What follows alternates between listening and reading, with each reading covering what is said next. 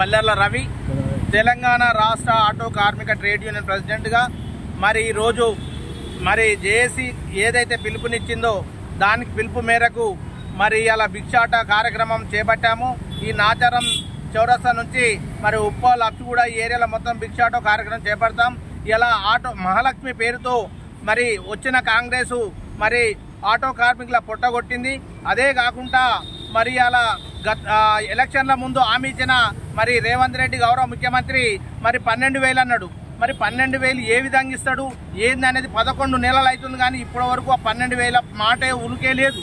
కానీ మొన్న ఏదో తూతూ మంత్రంగా చర్చలకు మన సెక్రటరీ పిలిచి మరి కార్మికులకు మీ ఇచ్చేస్తాం అన్నారు, కానీ ఇంతవరకు 11 నెలలు అవుతుంది, ఏ హామీ కూడా చేయకుండా మరి కాలయాపన చేస్తున్నారు।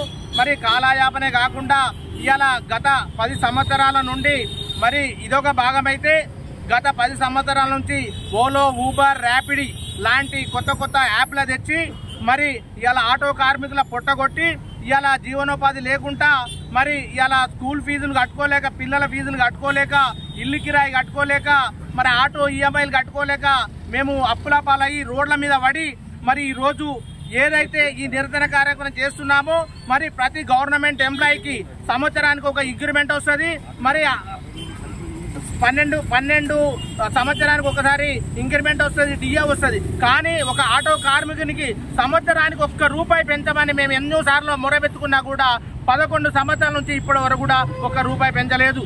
మరి నిత్యావసర వస్తువులు పెరిగినాయి, మరి గ్యాస్, పెట్రోల్, డీజిల్ అన్ని పెరిగినాయి, కానీ ఇప్పటి వరకు ఆటో కార్మికుని ₹1 కూడా పెంచలేదు।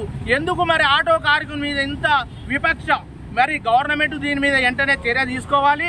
గవర్నమెంట్ను ఆటో కార్మికులకు మరి ఏదైతే చర్చలు పిలిచి మా సమస్యలు ఏదైతే ఉందో సంక్షేమోడు కావచ్చు, ఇవాళ మన రవాణా రంగంలో ఏ విషయాలైనా కూడా చాలా ఇబ్బందులు ఉన్నాయి, ఈ చాలా ఉన్నాయి, మళ్ళీ ఇలా ఓలో, ఊబర్, ర్యాపిడ్ ఆక్రమంగా నడుస్తున్నాయి, దాన్ని వెంటనే అరికట్టాలి। మహాలక్ష్మి పథకం ఇదే కాకుండా ఇంకా వేరే మార్గం చూడాలని కూడా నేను గవర్నమెంట్ డిమాండ్ చేస్తున్నా। జై ఆటో కార్మికుల ఐక్యత।